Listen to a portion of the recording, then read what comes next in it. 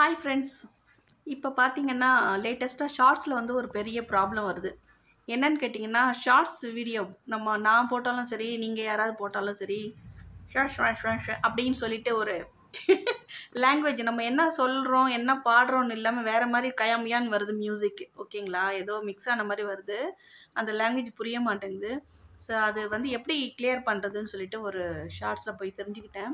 நம்ம ஷார்ட்ஸ் பார்க்குறப்போ இந்த மாதிரி லாங்குவேஜ் வேறு மாதிரி வந்துச்சுனாக்கா, புரியாத மொழியில் நம்ம ஏதோ நம்மளோட ஷார்ட்ஸை வேறு மாதிரி மாற்றி அங்கே சவுண்டு வந்துச்சுன்னா, மேலே வந்து ரைட் சைடில் பார்த்தீங்கன்னா 3 டாட்ஸ் இருக்கும். அதை கிளிக் பண்ணுங்கள். கிளிக் பண்ணிவிட்டு ஆடியோ ட்ராக்குன்னு கிளிக் பண்ணிங்கனால நிறைய ஒரு விஷயம் வரும். அதில் ஆடியோ ட்ராக்குன்னு இருக்கும். அதை கிளிக் பண்ணுங்கள். அதை கிளிக் பண்ணிங்கன்னா இங்கிலீஷு அப்புறம் கொரியன் இருக்கும். அதில் வந்து இங்கிலீஷை விட்டுடுங்க, கொரியன்றதை கிளிக் பண்ணுங்கள். கிளிக் பண்ணிட்டீங்கன்னா கரெக்டாக நம்ம என்ன பேச வந்தோமோ, என்ன பாட்டு போடுறோமோ அது கிளியராக வந்துடுது. அதுதான் கண்டுபிடிச்சிருக்கேன். அது ஒருத்தவங்க ஷார்ட்ஸில் சொல்லியிருந்தாங்க. அது நான் சொன்னால் என் ஷார்ட்ஸ் பார்க்குறவங்க நிறைய பேருக்கு அது தெரியாது இல்லையா? ஸோ தெரிஞ்சுப்பீங்க. தெரியாதவங்க தெரிஞ்சுக்குங்க. அதுக்கு தான். ஓகேவா? 3 டாட்ஸ் இருக்கும். அதை கிளிக் பண்ணுங்கள். ஆடியோ ட்ராக் இருக்கும். அது உள்ளே போங்க. அதுக்குள்ளே போனீங்கன்னா இங்கிலீஷு கொரியன் இருக்கும். இங்கிலீஷை விட்டுங்க. கொரியனை மட்டும் கிளிக் பண்ணுங்கள். கொரியனை கிளிக் பண்ணால் நம்மளோட பாஷை தமிழோ நம்ம என்ன சொல்ல வரோமோ கிளியராக வந்துடும். ஓகேவா?